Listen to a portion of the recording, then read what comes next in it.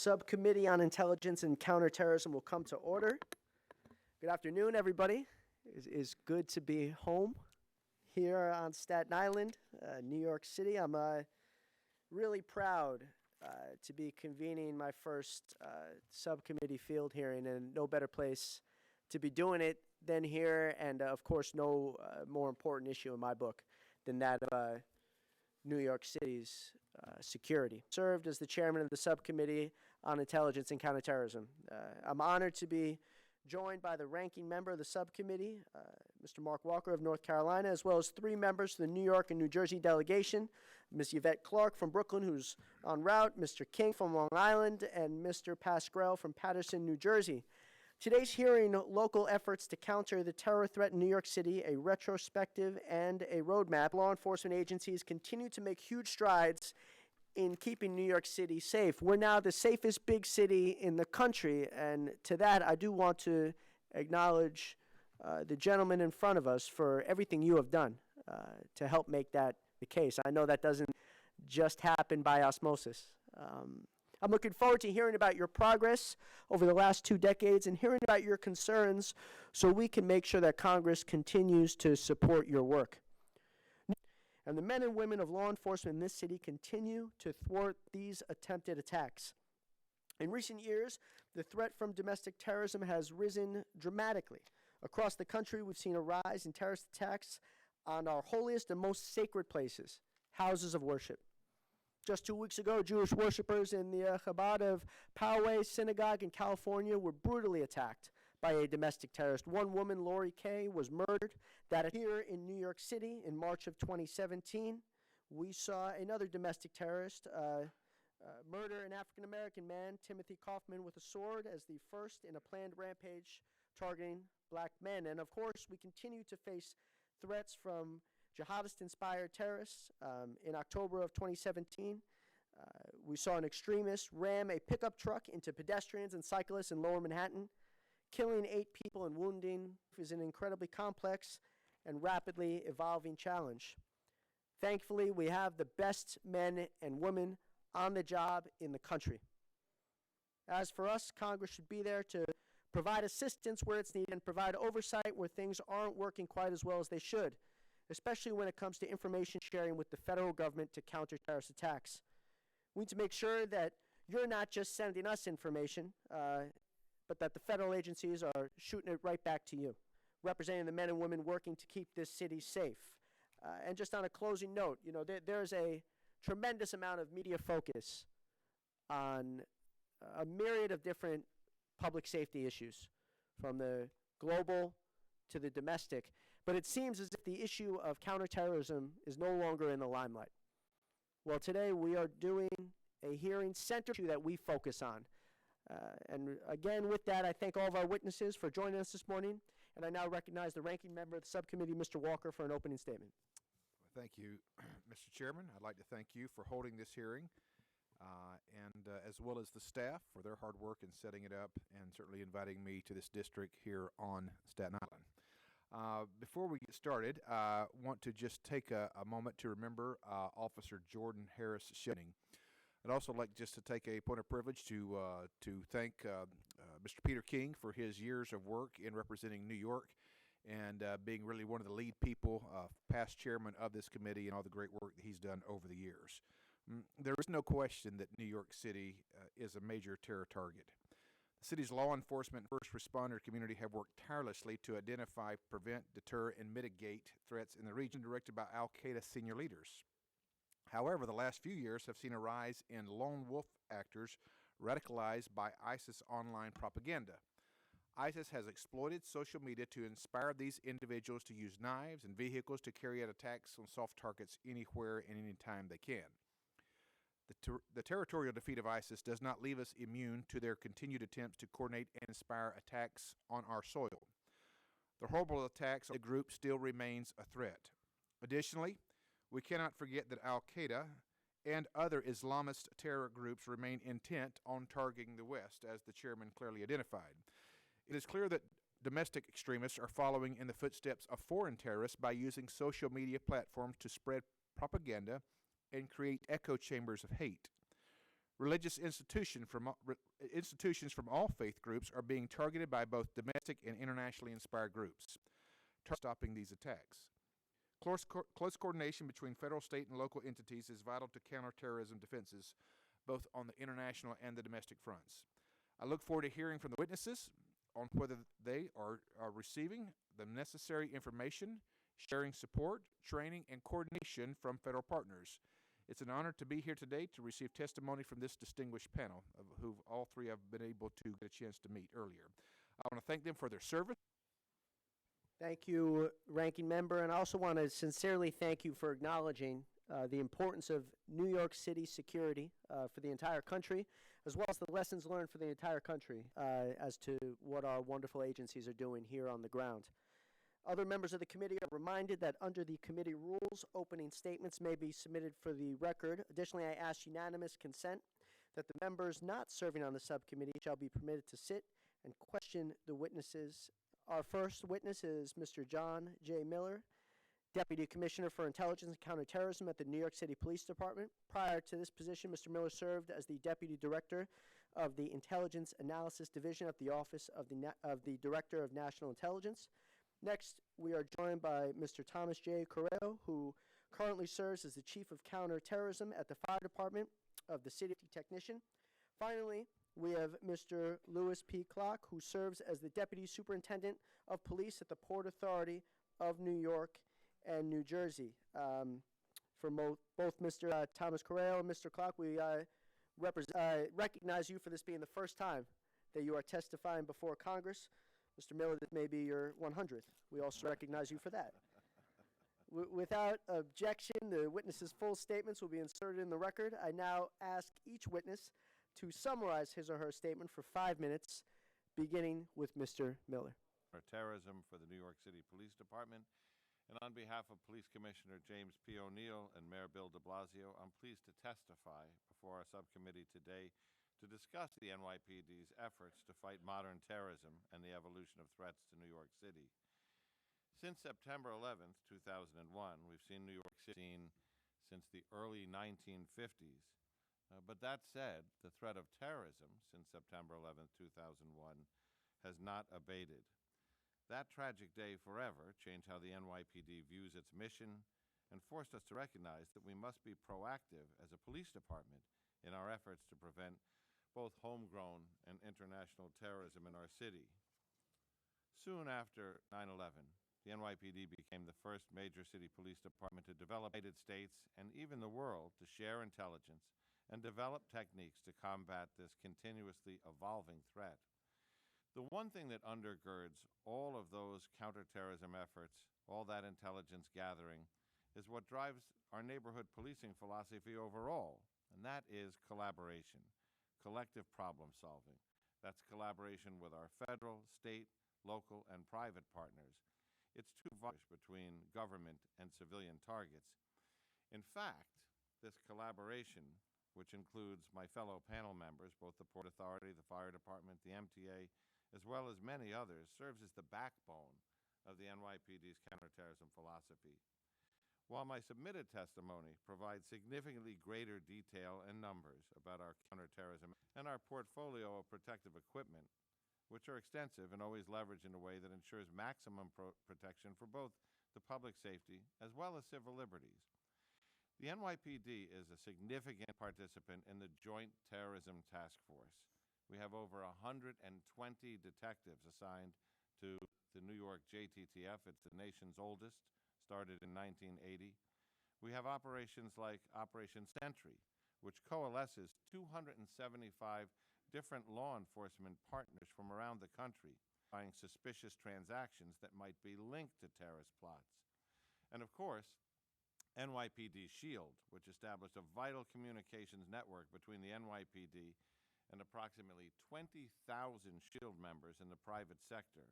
Those are from businesses large and small and organizations throughout the country now. The SHIELD program is being replicated nationally by other police departments where we've sent teams. We've created a security infrastructure which includes the placement of radiation detection equipment in neighboring jurisdictions at key points of entry to the 5 boroughs so that the city is virtually ringed with a radiological alarm system. The department also participates in multi-agency super surges that are joint operations to focus manpower at sensitive transit locations such as bridges, ferries, tunnels, and that's conducted in partnership with the port and in large part with the National Guard Shield Group, which is part of the protection package for all of those locations. We deploy the Critical Response Command. That's over 525 specially trained, specially armed police officers as one of our first lines of defense against any threat, with a particular focus on the active shooter. We deploy our trained vapor wake dogs that are able to sense mobile threats, explosive detection canine to examine a package that's left in a doorway. But a scenario where someone is carrying explosives through a crowd at a major event, these dogs can put you on the trail of that individual, and there's a tactical plan that goes with that. We employ expert civilian analysts who study terrorist groups, trends, and methods of attack. And through our international liaison program, detectives are embedded with fellow law enforcement agencies across the city.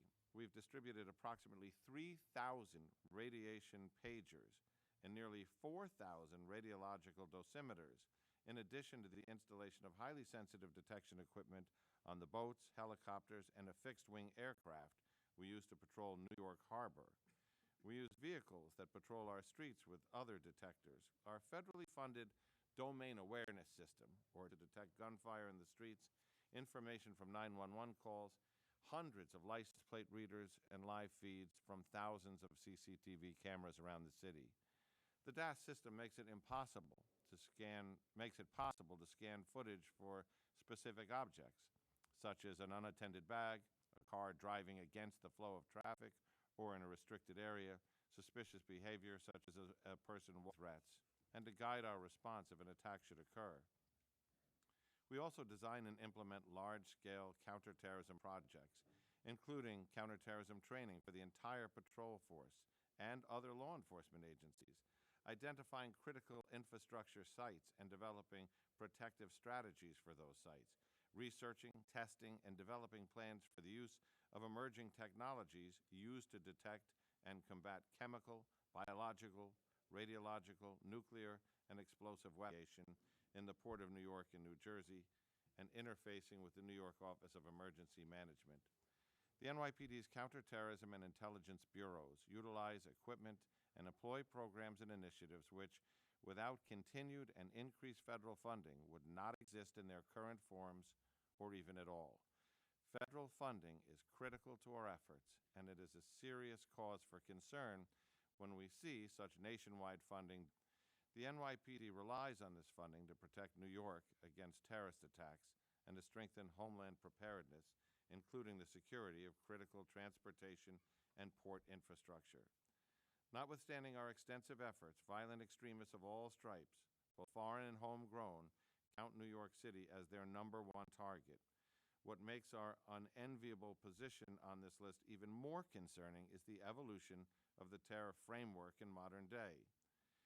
Attracted recruits to these camps, trained these recruits, and planned attacks from these centralized locations, and dispatched individuals to carry out these attacks, we now see the primary threat as one that is decentralized and carried out by so-called lone wolves. Traditional brick-and-mortar terror camps and infrastructures have been replaced with websites, chat rooms, and online manuals. This is the difference between a directed terrorist and an inspired terrorist. Largely gone are the days when groups such as ISIS and Al-Qaeda learn of the group's methods and techniques and future plans and targets. Instead, tech-savvy extremists have teamed with terror masterminds with the goal of virtual recruitment training and the provision of an online tutorial on how to plan an effective attack to susceptible individuals who don't even need to leave their home. These modern-day terrorists are increasingly more difficult to identify, as are their targets.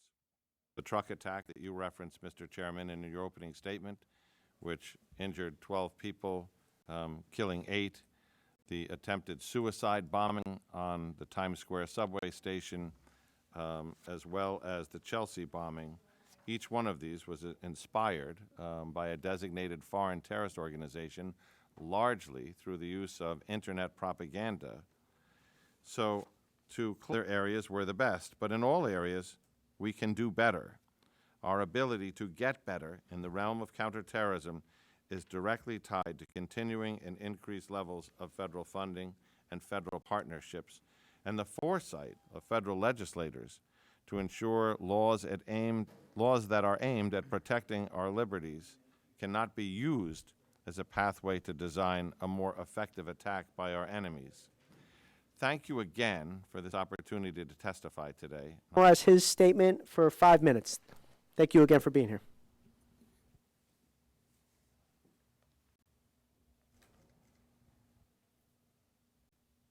Sorry, I don't see the.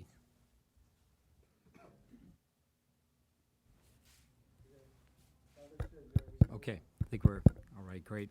Good afternoon, Chairman Rose, Ranking Member Walker, and members of the Subcommittee on Intelligence and Counterterrorism. My name is Tom Carrano, and I'm the Chief of Counterterrorism and Emergency Preparedness for the New York City Fire Department. The primary mission of the New York City Fire Department is to protect life and property. We execute this mission through firefighting, search and rescue, pre-hospital patient care, and hazardous materials mitigation. However, as a professional fire service agency, our protection of life and property, particularly after September 11th, is increasingly in the homeland security realm via threat and risk analysis, developing and sharing intelligence at all levels of classification, as well as working within the first responder community to mitigate and recover from the effects of natural disasters. In a our cooperation and coordination with federal, state, and local agencies, working together to prepare for, respond to, and mitigate the effects of security and disaster threats. All of this is made possible by the federal Homeland Security funding that we receive. Following the recommendations of the 9/11 Commission report, the Fire Department has used federal funding to invest in several core areas. We expanded the department's incident management capabilities by building a state-of-the-art emergency operations center at FDNY headquarters to manage complex emergencies. We developed explosion incidents during extreme weather, such as Superstorm Sandy and major fires. The IMT operates as a regional and national resource, serving the people of New York and New Jersey metropolitan area, as well as our fellow citizens around the country and the world when deployed in the wake of hurricanes and severe storms. The department created the FDNY Center for Terrorism and Disaster Preparedness to develop emergency response plans and create a firefighting simulator and a marine-based damage control simulator. We've also developed specialized units and preparedness capabilities within our Special Operations Command, such as HAZMAT, HAZTAC ambulances, and technical decontamination engines. The department built advanced technical rescue capabilities across rescue operations and the FDNY Special Operations Command. Members are trained to respond in various tech rescue environments for search and rescue and tactical water rescue teams to rescue people impacted by floods and hurricanes. Following the Paris attacks of 2015, the Commissioner tasked department leadership with designing a response mechanism that would be ready for quick deployment to such incidents. Using federal funding, the department created the Counterterrorism Rescue Task Force, in which specially trained EMS personnel operate in conjunction with NYPD force protection in warm zones during. We've also enhanced our urban search and rescue teams and Special Operations Command Task Force, and we built a formidable marine fleet to patrol and protect New York Harbor. Marine assets include a tiered system of response boats ranging from our 140-foot boats for large-scale disasters, mid-sized boats with more maneuverability, to smaller medical response boats. These are also a regional asset, responding primarily within the Port of New York and New Jersey, but with the ability to respond to emergencies throughout the Northeast. The Management, the Port Authority of New York and New Jersey, the Metropolitan Transit Authority, the United States Coast Guard, the New York State Division of Homeland Security and Emergency Services, the Federal Bureau of Investigation, the Joint Terrorism Task Force, and many departments and first responder agencies here in New York and across the country. Only a short while after its formation, the Rescue Task Force was deployed in response to the 2016 Chelsea bombing. In June 2017, when a disgruntled doctor killed one person, it was also deployed in response to a pipe bomb that was detonated during the morning rush hour at the Port Authority. Each deployment involves FDNY and NYPD members working in concert, operating as a single unit. The cooperation exhibited by the agencies during live emergencies does not just happen on its own. Rather, it is the product of intense training and preparation, so when the call comes in, the teams work together seamlessly. The Center and carry out joint exercises and drills. On average, the Center for Terrorism and Disaster Preparedness runs 40 preparedness exercises a year. Recent examples include active shooter drills with the NYPD, Ebola pathogen drills with the New York City and Long Island area hospitals, and a cybersecurity drill with West Point cadets. We also conduct joint trainings with the Metropolitan Transit Authority, including a recent full-scale shooter exercise in the Park Avenue Tunnel. The Counterterrorism Task Force works extensively medical care and patient movement in the warm zone, self and buddy aid for injured members, improvised explosive device awareness, and drills around a variety of scenarios, such as a classroom shooter with a secondary device. In 2018, we had 120 days of joint training.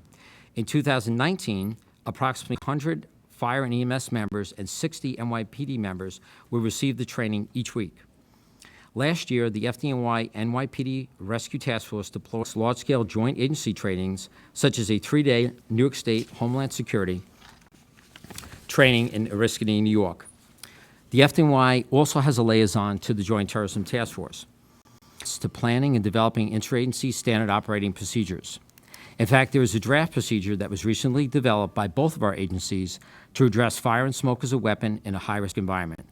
In addition, we regularly share intelligence analysis with the NYPD Intelligence and Counterterrorism Divisions. In 2004, the department created the FDNY Center for Terrorism and Disaster Preparedness. Serving as the focal point of the department's strategic competencies of the center include intelligence sharing, weapons of mass destruction, and security preparedness, designing drills and exercises, emergency response planning, education, and technology. We want to briefly share with the committee some of the emerging threats that we've been focusing on the center. One trend that we're tracking that appears to be on the rise is violence perpetrated by domestic extremists. This includes violence carried out by domestic individuals motivated by political, social, environmental, and religious movements and single-issue movements, including anti-abortion, anti-immigrant, and anti-Muslim extremists, among others. These attacks often involve firearms and improvised explosive devices. These weapons may be easy to obtain and construct using common materials and supported by digital and constructional resources. Recent examples of attacks of this nature, including the Pittsburgh synagogue of a complex coordinated attack. These are attacks that are characterized by multiple teams of attackers, multiple attack locations, and perhaps multiple types of weapons. Examples include attacks in Mumbai, Paris, Brussels, and Easter Sunday attacks in Sri Lanka. Their complex and dynamic nature present operating challenges for first responders.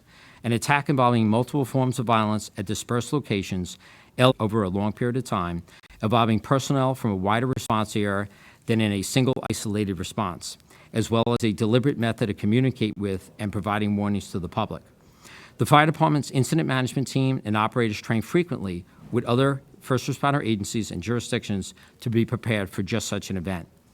One specific example will take place on June 4th, when the fire department will be taking place in an exercise with the U.S. Coast Guard responding to a hypothetical situation of active shooters on multiple incident in a high-rise building using automatic weapons, explosives, and potentially fire as a weapon.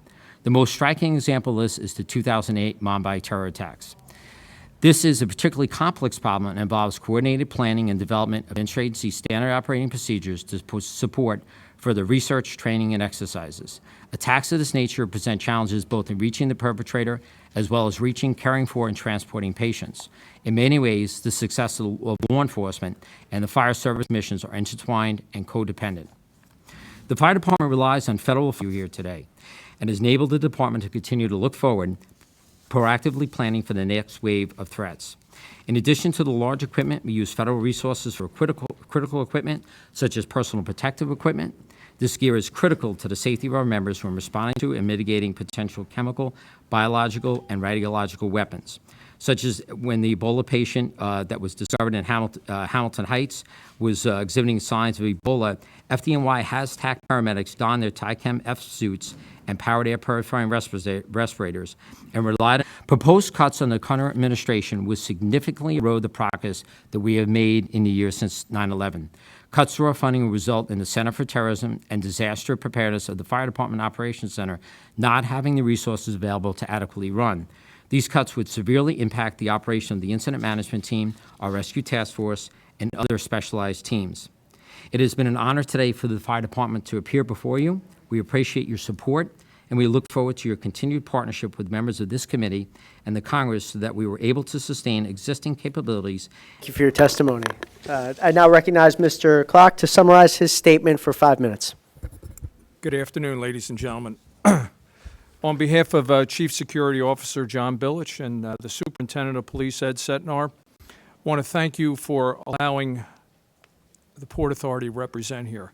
I'm humbled to be sitting next to two fine gentlemen here who have personified words as teamwork, training, preparedness. Those words truly define the relationship that we have here, not just in training, but exercise preparedness, and when the bell rings, like what happened on December 11th of 2017, when just at the doorsteps of our bus terminal, both gentlemen explained how someone came in and detonated themselves. Form you wore, what rank you were, everyone just jumped in and did what they had to do. Briefings occurred, intelligence was shared, and at the end of the day, it was a proud day for New York City, the way everybody responded. And I just would like to let you know that what we have here is truly a winning team and something that we're all frankly very proud of what we have here, but we can't do it alone. We thank you for what you're doing here because frankly, so thank you very much. I'll jump into my remarks. You could tell I'm a first timer because I typed it in size 12 font and I look over at Mr. Miller and he had like a 20 font, so you could tell he's done this 100 times. So, Senior citizens version. yeah, Up so, to 60 and yeah. May you have the opportunity to testify as many times as Mr. Miller I has. will live and learn, thank you. So I'll take a few minutes, I'm used sorry, to sir. have teleprompter. Those were the days, right? Inception, the Port Authority, in 1928, the police department has emerged as the nation's largest transportation police department with over 2,200 members. The Port Authority's unique operational landscape of airports, seaports, trains, bridges, tunnels, and real estate includes some of the busiest and most iconic structures in the world. The Port Authority Police Department is divided into 4 divisions: air transportation, ground transportation, counterterrorism, and investigations. I'd like to just take a moment to break down each one of them. Teterboro Airport and John F. Kennedy International Airport.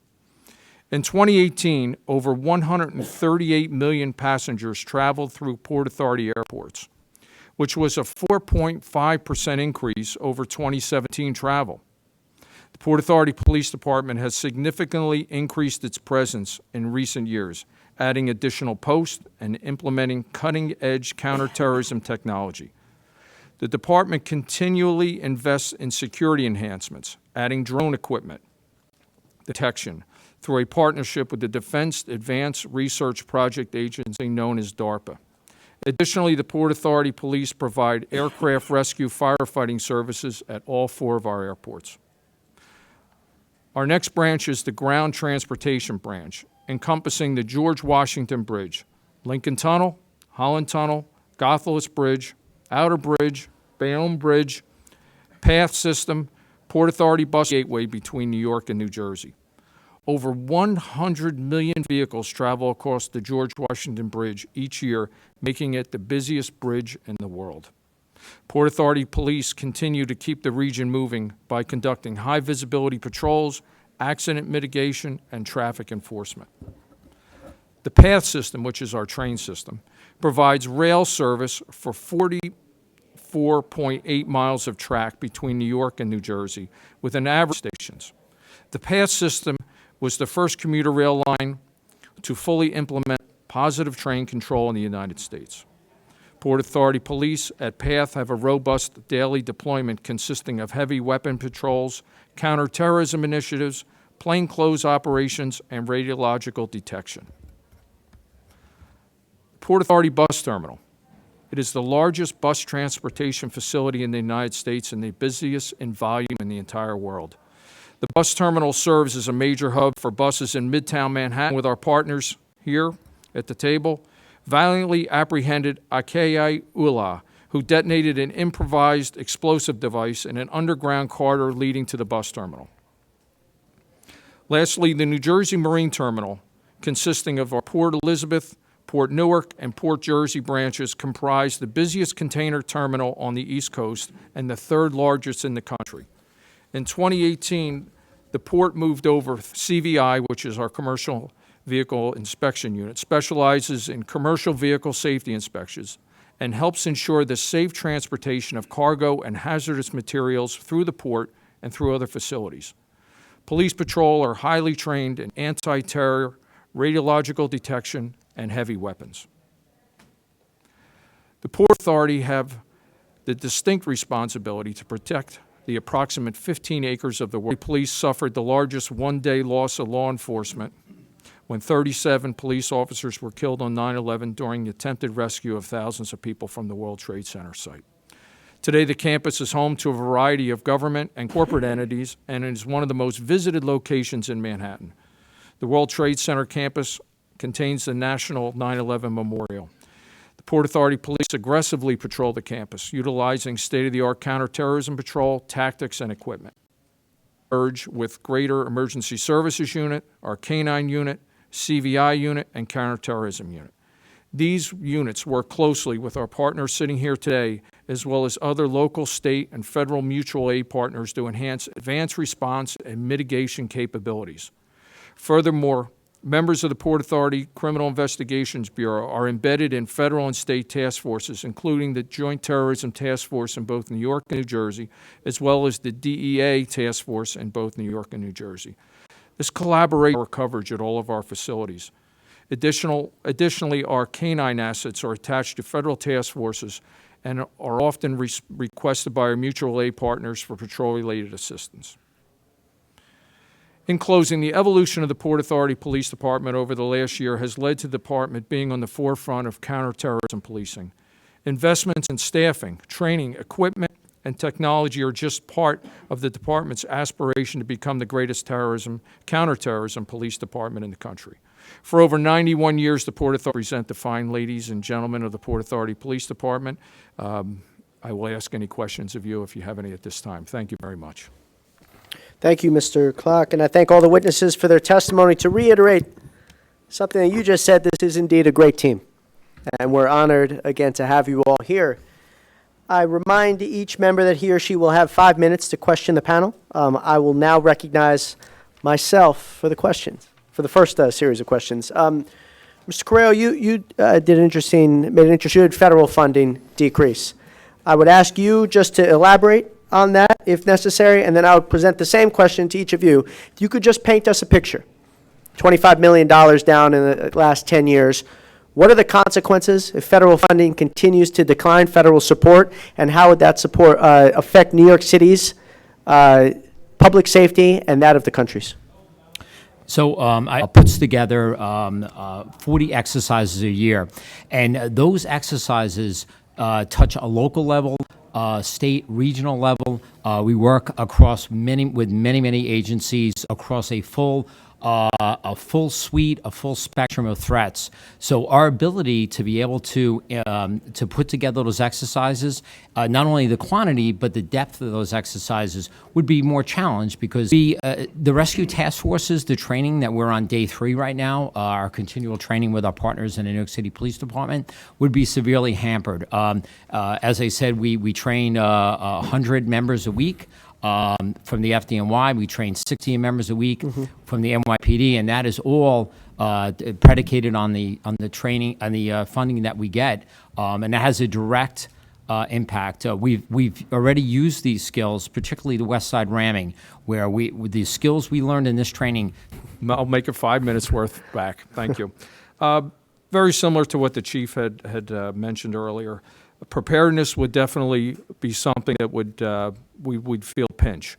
We have full-scale exercises, not just on the front of a disaster, something along those lines like an aircraft disaster or something like that, but we also conduct active shooter drills at every one of our facilities throughout the year. And they are very realistic. We do them with our partners that are seated here, so that's not in a silo. We have transit, so it's a shared function. And we believe that you're only as good as you train. And if you train hard, you're going to do well the game day. So training would definitely be something that we would experience a setback. And the training that we do is real. They spend a tremendous amount of effort and labor on making it as realistic as possible. And you would not want to lose that when it comes to training, because that's really how you're going to respond when the bell rings. The other portion is strictly putting cops out in the field, people out there in harm's way and right on the front. When things begin to have an uptick, or not just around the city, but around the world, and that we will respond in kind when both agencies here ramp things up as a result of what's going on around the world. Frankly, we can't do that without your assistance. And we put people out, not just at airports, but you heard all the different facilities, and frankly, that My colleague said, in the interest of time, I think when you look at the contribution we make, 85% of costs of running anything in government is personnel costs. We pay that, with the exception of reimbursement for the salaries of a few intelligence analysts. So it's not as if we don't bear our own brunt here or contribute in kind. But when you look at the programs I discussed in my testimony, the domain awareness system has an operations and maintenance cost of $52 million a year.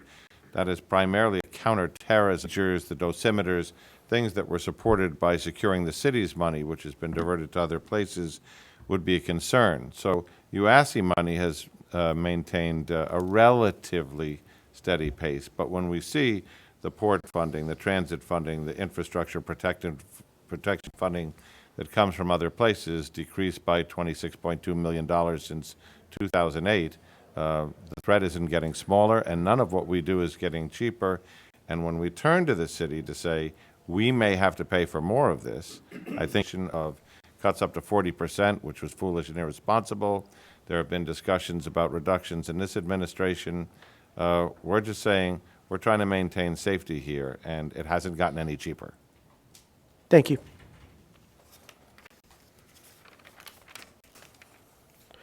I now recognize Mr. Walker, North Carolina, Ranking Member. Thank you all. Thanks to the panel again for the very detailed testimony. I would like to jump right into it with each question for each witness, and I'd like to keep your responses to about 20 seconds if possible, to provide an overview of how you coordinate and share information with other jurisdictions to Sure. We have the SHIELD program, which has 20,000 members. That's the private sector outreach. We have the Sentry program, which is designed specifically for other law enforcement agencies. That has 275 members. It used to be the donut around New York City, but now it extends all the way up and down both coasts and is as far west as Texas and California. And we have our foreign liaisons. I would have to give as our primary example would be our Watch Line. It is a weekly intelligence product. It is one page. It is developed for the fire service and the emergency medical first responder community. It goes across the nation. It has an estimated readership of tens of thousands. It also goes to 9 countries. We have a lot of particular partners like the London Fire Brigade, Australia. So that's one of our primary methods of sharing intelligence. Personnel that scour intelligence from around the world to look for certain commonalities that have to do with aviation, rail, ports, and what they will then do is look for certain trends, and this really comes with the help of everyone here at the table. And they'll take that information, disseminate it out to every single rank in the department so that they're aware when they go out on patrol. And Mr. Miller, if we go back and think about the West Side back attacks, I believe in October of 2017, would you spend about maybe 20, 30 seconds and talk about lessons learned? It's done by the offender there. We had an incident in Times Square involving a non-terrorist incident where a number of people were run over on the street. We did a renewed program of putting bollards, Jersey barriers, and other things to block key sidewalks at symbolic targets all over the city. The bicycle path was one of those places that hadn't been consistent since. Some of my closest friends back in Greensboro is Rabbi Fred Gutman and Rabbi Andy Corin, wonderful people. We have, if I remember 2017, there was hundreds of bomb threats directed to the Jewish community. They were obviously later and thankfully determined to be hoaxes. In the midst of this situation, however, obviously there is a real need to share information and coordinate. Maybe this is, I was a pastor for 16 years, maybe when this is important, to coordinate with religious communities. A lot of these churches and synagogues and temples and mosques, taking that and may come back to Mr. Miller as well. How do we communicate? How do we set up something to make sure that from your perspective, these religious institutions are better protected? Sir, I'm going to have to defer to my partners here because our operating environment has very little to touch. Truly apply them to our facilities, but with respect to reaching out and touching the various religious facilities, we don't have much interaction, sir. I've got 45 seconds. Let's split it between the two gentlemen here, if we could, please. So one of the things that we do is we employ a red team analysis, and we've been doing this among sensitive locations throughout the city, where my team, my intelligence division, has that scenario. Are you getting that information to the religious institution at some point? Well, we do. We haven't done a religious institution yet. We just recently did the Atlantic Terminal, but we do work with our private sector partners. Sure. We did three important things. One, we looked at the threats and determined that myriad calls saying that there was a bomb there, that it was going to go off in an hour, to scare, to cause disruption and panic. So we did conference calls with the religious institution and said, the threat here isn't really of a bomb. The threat here is to disrupt your daily activities. Here's the procedures to go look into this fake pattern. The other thing we did was a very competent investigation with the JTTF, which led to the identification of one of the people making the threats and ultimately a person in a foreign country who was arrested and charged. You're back. I thank the gentleman. The chair will now recognize other members for questions they may wish to ask the witnesses. In accordance with our committee rules, I will recognize members who were present at the start of the hearing based on seniority on the committee, alternating between majority and minority. Those members coming in later will be recognized in order. Mr. Chairman, thank you very much for inviting me to today's field hearing. We truly have three patriots, and I'm not blowing smoke, I mean it, in front of us today who are witnesses. We know the background, and we know what they've contributed. I've had the honor to work in this field for a long time with my good brother, Peter King. We worked together on Homeland Security. As an original and founding member of the Homeland Security Committee and co-chair of the Congressional Law Enduring Threat.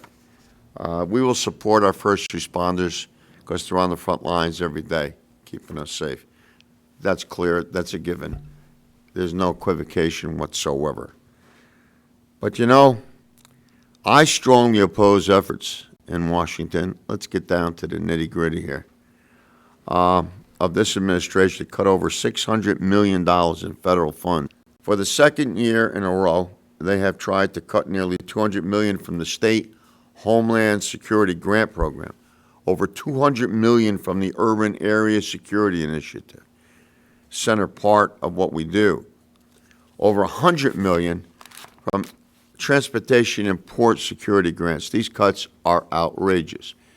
We're pretty good in the Congress of talking out of both sides of our mouths, I know. We train for it. Within Homeland Security is doing all of us a great favor by letting some fresh air in and some light. I had a question, Mr. Miller, for you. Domestic terrorism in the United States, motivated by right-wing ideologies, has grown precipitously in the last decade. According to a recent analysis, which I've read, in the United States, that's 92 out of 263. More even than Islamist terrorists, 38 out of 263. Given this information, has the New York City Police Department included domestic terrorism? And has this shift been both at the analytical as well as the operational end? Two have seen the increase in the pitch and tone of the vitriol online, as well as the attacks across the nation. We are ideologically agnostic, meaning the team, a significant team, that includes, Bill Sweeney, the Assistant Director of the New York Office of the FBI, Brian Parman, the Special Agent, and people from the NYPD. So we have no shortage of people to focus on this. But we focus on the actions, the plots, and the plans, regardless of what the cause is. So as we've seen the increase around the country, we have intensified our gaze in terms of the analysis, the people looking at it, and searching for any right-wing terrorism here, as with purely because New York was the media capital of the world. We get that. We haven't seen the giant uptick of activity here in New York, but we're watching for it. We obviously had the spate of pipe bombs in October. We had an individual who walked into St. Patrick's Cathedral 2 weeks ago with the pipe bomb case that went on in Manhattan, which brought the city almost into a crisis mode as it unfolded over the course of a week. There was no counterterrorism resource that was spared or not focused on that. Again, regardless of ideology, it wasn't about the ideology, it was about the terrorism. And as you know, that part of Homeland Security has basically been shut down by this administration in terms of domestic terrorism. Doesn't make any sense to me. Perhaps I'm missing something. Found in a reorganization. Regardless of that, though, our effort remains laser-focused on any plot or any threat to the safety of New Yorkers based on any kind of terrorism. One thing I would put forward to this committee in terms of that is there are designated foreign terrorist organizations. We live in a country with election. What does that look like here? However, I do believe it would be helpful to have a domestic terrorism statute where no matter what the cause was or what the organization was or whether it was made up or real, that the individual who went to carry out something that would be designated or defined under that statute as a terrorist act, regardless of cause, could be charged with terror. Individual has a machine gun and plans to do something for ISIS as a designated foreign terrorist organization, they're facing telephone book level sentencing in federal court. If the same person for a domestic terrorist agenda does the same thing, it may be a conspiracy to commit a crime that didn't happen with a legally registered weapon. We need help there. Let me ask you this question. Did you get a chance to read, it was made public in 2009, the Domestic Terrorism Report, which was provided to the Congress of the United States in the Obama administration, with a great amount of pressure from certain organizations, deep sixed it under. In 2009, I was somewhere between the It was FBI actually and the started DNI. during the Bush administration, and they deep sixed it in 2009. Yeah, I couldn't respond to that specifically. I recommend that we all read that because it has pertinence today. Thank you. I yield back. Here on Staten Island, Peter King, and I'd also, on behalf of the committee, thank you for your longtime service to this committee and your support for New York. Thank you, Chairman. I appreciate that very much. I want to thank all the witnesses for being here. My district, we lost over 150 friends, neighbors, constituents on 9/11, and I think along with Staten Island, we're probably the largest numbers of victims. So this is a very close personal issue to me. And I would just say to my good Trump administration, and we restored them. Last year, the Trump administration made indefensible cuts. They were restored. This year, there's more indefensible cuts. They will also be restored. So this has been, to me, there's been good guys and bad guys on both sides. And it was a 40% cut under the Obama administration, which would have decimated. Last year's cuts by the president would have been devastating, and this year's will as well. So I think it's important that Congress work together in a bipartisan way and stand together, not as Republicans and Democrats. Of significance if we did not have a T-band. In the communications realm? Yeah.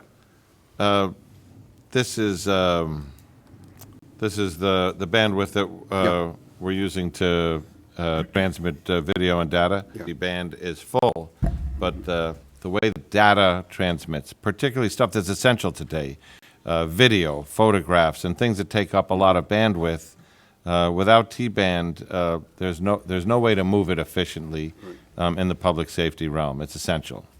Chief? And the fire department has a real anxiety over this. Absolutely. Our radio infrastructure, our innovations are really big and have a severe impact on our operations. Superintendent Clark? Sir, the same would hold true with Port Authority. Thank you. John Miller, obviously there's tremendous cooperation at this table. I think all of that has improved since 9/11.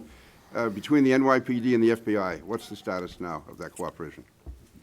I was around when they formed the Joint Terrorism Task Force in 1980, and I have seen the levels of extraordinary confidence that the relationship between the FBI and the NYPD, all the way from FBI headquarters to the JTTF in New York, has never been closer or literally more seamless. We talk multiple times every day on the phone, back and forth between the leadership, and given the number of our people embedded there, 120, Bill Sweeney and I, Brian Parman and I, the ASACs, it's never been closer. And it is not to say that there isn't some disagreement that comes up twice a month over some strategy or some case. The difference is, at the end of the meeting or the end of the phone call, that is settled amicably. We choose a way to go together, and we go that way, and you don't read about it in the newspaper. John Vigiano in Deer Park. Those of you who may not know, he's a hero firefighter, but he lost two sons in 9/11, one a cop, one a firefighter. So anyway, that'll be, I think it's 11 o'clock on Saturday morning. Sunday morning. Anyway, can you tell what kind of training is done as far as, using Mumbai as a base and that type of, using fire as a weapon? And your Coordination pieces. So we have a draft document that we co-wrote with the NYPD. It's in draft form right now. It's a very complicated issue because in order to deal with something like fire and smoke as a weapon as part of a complex attack, our missions are intertwined. So we have to answer a lot of questions of how do we do that effectively and safely for our personnel. So we have to, that's a direct takeoff from what we're doing right now with our rescue task forces and our, what we call tactical emergency casualty care. We learned a lot from the military, and it's helped us, both our agencies, to be able to save lives. In terms of fire protection, we're looking at different ways to be able to apply water from different locations in order to be able to, if we can, use the fire protection systems within the building. We've actually done extensive testing if they attack our fire prevent integrated, coordinated But if they're firing team. weapons at you, you can work with the NYPD on this? That's where I mean, you're on fire and guns. I mean, basically, we're talking about it, yeah. It's very complicated, but we took one of the tallest skyscrapers in New York City, and we did a 2-day drill that kind of tested the theory of what is firefighting by remote control, what is fire explosives, and you have police officers who are not used to working in a fire environment. This is something we worked on for a long time since that day, and I think we're fairly advanced at it. It's not complete because of the layers, but we've taken enormous strides. Thank you all for your testimony. Really appreciate it. Thank you. The chair recognizes for 5 minutes the gentlewoman from Brooklyn, my friend Miss Clark. Thank you very much, Mr. Chairman, and let me thank our ranking member Walker for convening today's field hearing in Staten Island with my colleague, Congressman Max Rose. I'd like to thank you, our witnesses, for your testimony here today and for your years of dedicated public service to New York and New Jersey, and of course to our nation. New York City embodies the innovation, dynamism, and diversity that make our country special, and that's why the #1 terrorist target it's the #1 terrorist target in the world. A strike on our city, as well as 9/11 as though it was yesterday, my father being a Port Authority retiree. Not only the horror of watching the towers fall, but the bravery of our first responders who risked it all in service to others. We each owe a debt of gratitude to these heroes, and I'm honored to have witnesses from the NYPD, the FDNY, and the Port Authority Police here, and remains an all too real threat for our communities. I believe that Donald Trump's approach to foreign policy is deeply concerning, particularly the recklessness with which we've gone about seeking, I guess, our policy positions. Home, I believe his rhetoric has sparked a deadly wave of white supremacist attacks. Every day, New Yorkers go about their lives, riding our subways, visiting homes of worship, and not knowing when or where terror will strike next. We cannot give in to fear. We must confront it. Today's hearing is safe. We have made great strides since 9/11, but we still have much work to do, from improving information sharing to enhancing security of our transportation networks. Meanwhile, we must also prepare for emerging threats, such as cyber terrorism, which require new approaches and increased vigilance. The Statue of Liberty is not just a symbol of our city. It is an embodiment of the values that terrorists despise so deeply. For those who seek to destroy, working with each of you to protect New York, to defend our values, at minimum, continuing a maintenance of effort, at most, trying to make sure you have all of the resources you need to be an example for this nation and to keep us all safe.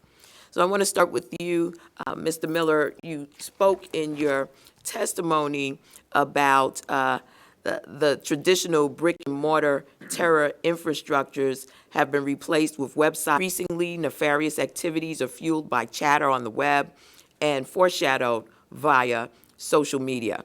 In addition, we know that malicious actors are seeking to tamper with our critical infrastructure, and ransomware has begun to proliferate, the private sector. Likewise, there's the threat of election tampering through our electronic voting machines. How equipped is the city? Representative Clark, giant steps in the past, literally in the past 2 or 3 years that had not existed before. One critical step was setting up the New York City Cyber Command. That's different from DO-IT, which is the Department of Internet Technology.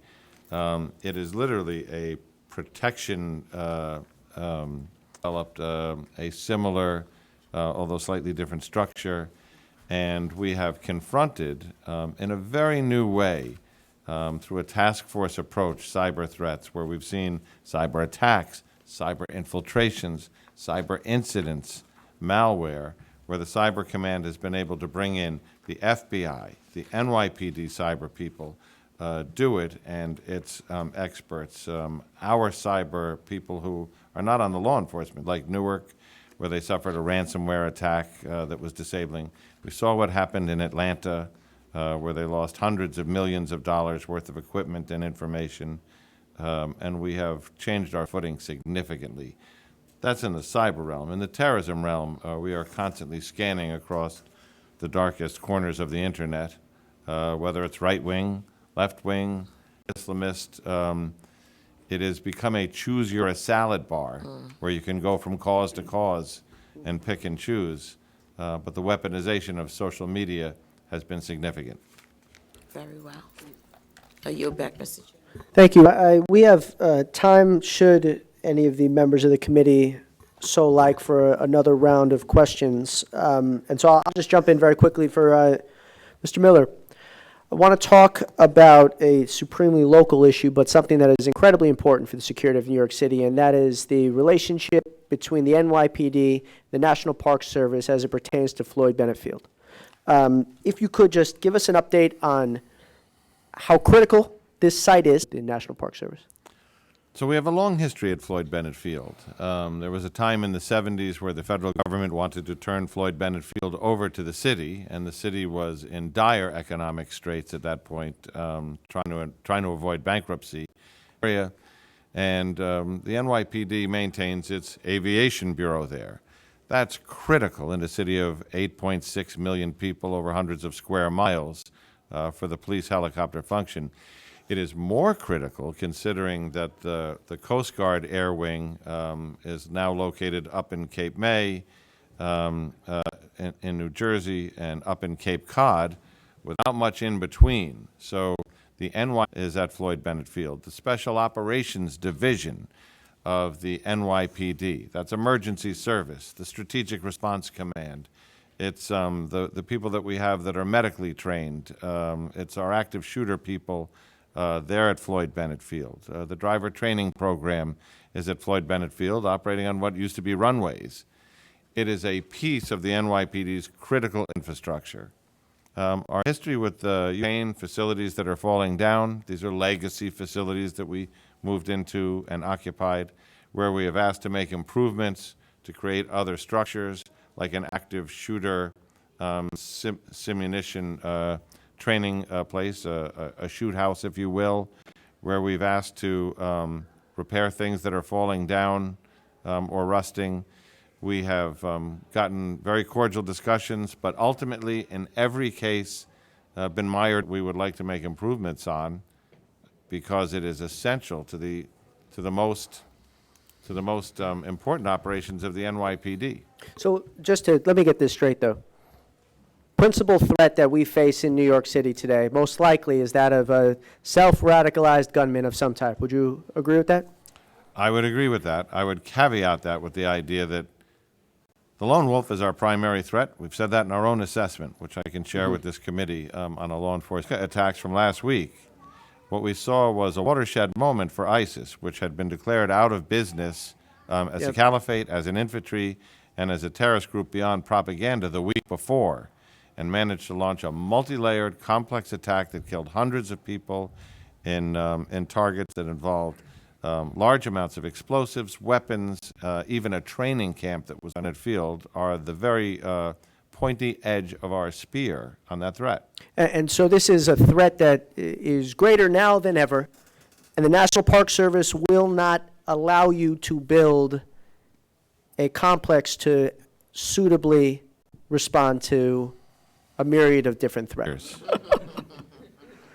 And it could use some help. It needs some Thank fixing. you. I think I speak for the committee when I say that is horrifying. Fix that and make sure that New York City is prepared to defend itself. On behalf of the police commissioner of the city of New York, we appreciate it. And Mr. Walker, the ranking member from North Carolina, and we thank you so much again for supporting New York. Well, New York sets the example at all as cyber terrorism. Without making a mistake again, as far as calling on which one of you, I don't know, maybe Mr. Miller is kind of the one I would think would want to. We don't always know how much of that is state-sponsored versus privately. What are you guys doing? What do you worry about the long-term attack? Are two things. One, that we face the threat of terrorism, and that we have systems, and we know exactly what we're going to do. The threat behind the threat is if a state actor, and remember, the U.S. government, just organization, it shows a state-funded and state-level military capability aimed at attacking cities like New York. Hezbollah is a client terrorist organization of Iran. We have seen a dramatic uptick in our ability to airport, the federal buildings, critical infrastructure, transit, and to document those. The only reason that these Hezbollah operatives have been given to document those is to develop target folders for future attacks. We've seen that in Hezbollah's habits in the past. Lone wolves, an ISIS cell, as we saw in Sri Lanka, a state actor like Iran, and the systems that you use to support the response to that, your 911 system, as we've seen hospital systems go down, communication systems go down, government record systems go down, that would be a devastating scenario. It's why we have begun in the past 2 or 3 years to invest so much, millions and millions and millions of dollars. We get that. But our focus has been on protecting what protects us, and that has been the cyber element of critical infrastructure. That's reservoirs, hospitals, emergency response systems. Yeah, I've often thought if you can't communicate, done a great job of hearing those today. But cyber terrorism is something that I'm glad to hear that you guys are continue to be focused on that. With that, I yield back. Thank you. We now recognize for second round Ms. Clark from New York. Thank you very much, Mr. Chairman. This message is for Mr. Clark. The Port Authority is responsible for some of our reports. These are not only among the most significant terrorist targets in our nation, if not the world, but the screening that occurs at these sites determines whether hazardous materials will make their way into the rest of our city. For many years, we have understood the risk of a bomb detonating in a tunnel or on a bridge, or even on the air train or a path, and we must be prepared for the day that a terrorist attempt to hack a path train, commandeer it, derail it, run it turn it into some sort of moving missile. Can you discuss your question, and I would have to, in all likelihood, defer to some of our more experts in the department when it comes to that. Not to skirt the issue or the question, but I know Mr. Miller would have a much better answer than myself. It is a concern. It's something we live with every day. Their eyes on a swivel. And they're looking for any anomalies that go on out there that would possibly springboard into this type of activity. But with respect to the cyber component of it, I'm going to have to defer, if you don't mind, Mr. Miller, if you could touch on that. Done before, only because the need was nascent and we hadn't figured each other out. But that is chaired by the NYPD's cyber people and the Manhattan District Attorney's Office, where you get Con Ed, Department of Environmental Protection, Port Authority, Verizon, AT&T. It's a big table, but it's everything you don't want to break when the city needs it.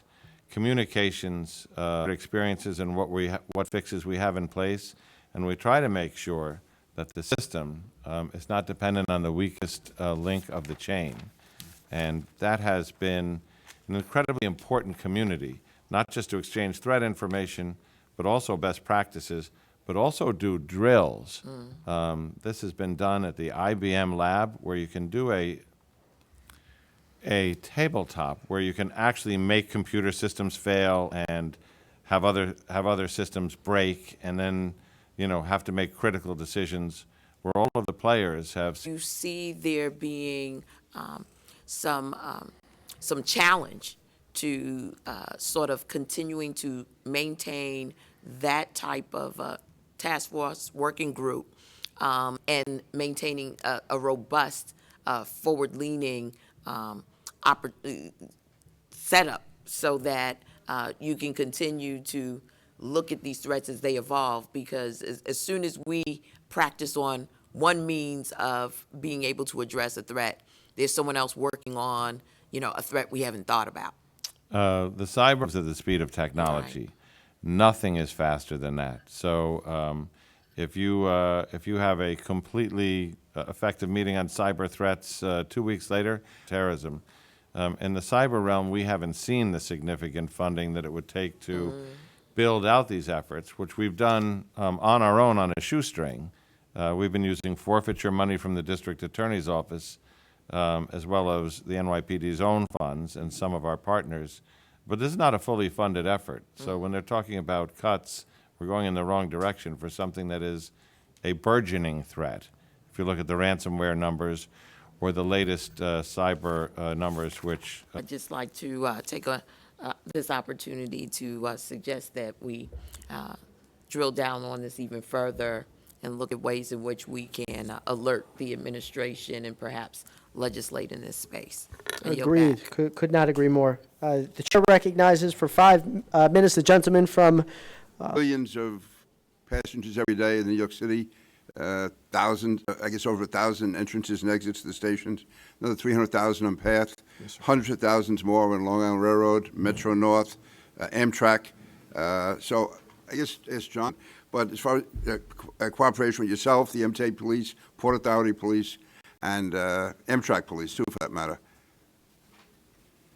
Bureau of thousands of police officers who are focused on just that. We have 5.6 million people who come through the subway systems and use the buses every day. From a crime standpoint, we have roughly 1.5 index crimes a day. If it were a city, 5.6 million people with a single serious crime a day, it would be a miracle. So it remains a very safe system. However, Terrorists have shown, and I think all we have to do is look back to know exactly what to do. Some of them had been deployed in theater and dealt with suicide bombers in the past with the National Guard and the reserves. That transit remains a fixation on the part of terrorists because it is a multiple casualty target and it is an economic target. We stay focused with random deployments, and they're random for a reason. We try to keep a level of unpredictability of the people who do the explosive swabs, the explosive detection dogs, the long gun teams, that you see them here, then you see them there, and you see them all over the system to try and keep people who would be doing pre-operational surveillance or assessment off balance. MTA police, great cooperation. Our Transit Bureau works with them closely. Amtrak, great cooperation. New Jersey Transit, which you wouldn't assume we would be that close with. We have one of their analysts who sits in time between the Port Authority, the State Police, the National Guard, about the threat picture at the airport. It's a big focus. What reminded me of it was the story about Zazi sentencing the other day. Reminded me how close we came to mass murder just 10 years ago. Superintendent? Sir, thank you again. If I can just echo what Mr. Miller said, it's rock solid. As I mentioned in my opening remarks, the team speaks, communicates, trains, operates, and when the bell rings, everybody's together. With respect to our sensitivity to transportation, we know how vital it is to the region, and we know what would happen if something cataclysmic occurred. Our world as we know it, not just locally, but around the world, would change dramatically.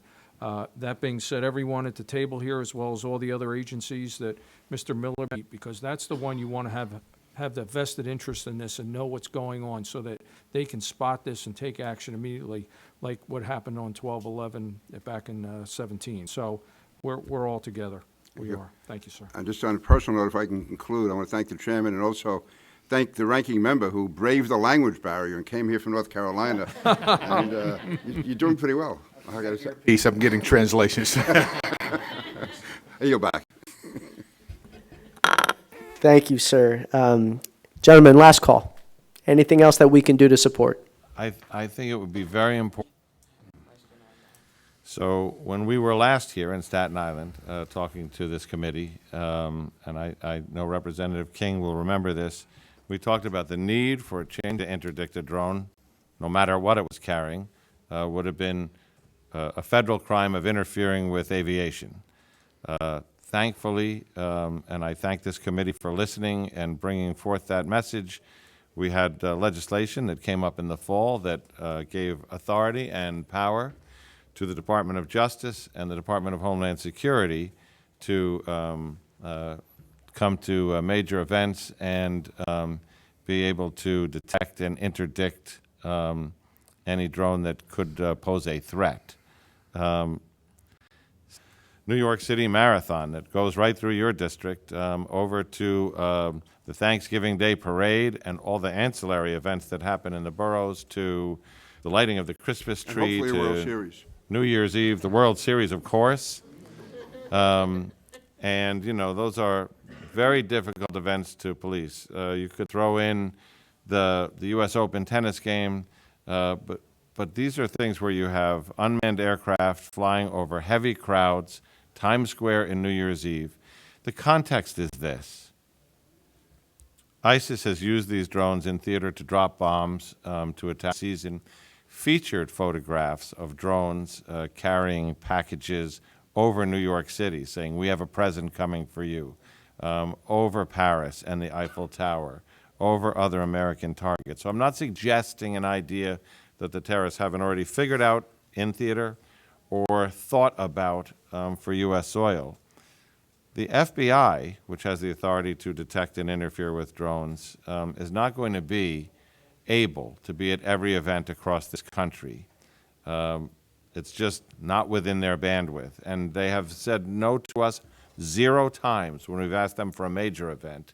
But there are many smaller events where we need this kind of protectors. The approval of the Attorney General of the United States to act against a weaponized drone, and the presence of federal agencies.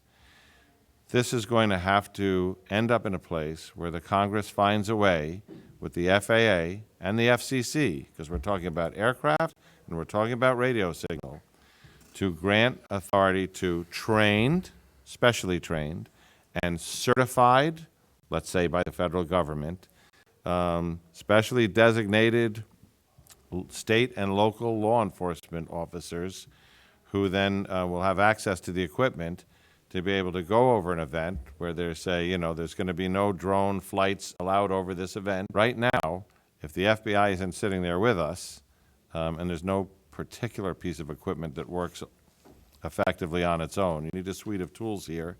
That would require the help of DHS, Science and Technology, organizations like DARPA from Defense to develop those tools. Right now, we're not much further than we were before. We have the advantage of, in New York, of being the 800-pound gorilla who can get the FBI Operational Technology Division to come up from Quantico for a big event. But there's going to be plenty of times when we need that coverage where it's not there. Well, thank you for that. That's a scary prospect, and it's something that we have to seriously consider and figure out how to fix this. So to conclude, I thank the witnesses for their valuable testimony and the members for their questions. The members of the committee may have additional questions for the witnesses, and we ask that you respond expeditiously in writing to those questions. Pursuant to Committee Rule 7D, the hearing record will be open for 10 days. Without objection, the subcommittee stands adjourned.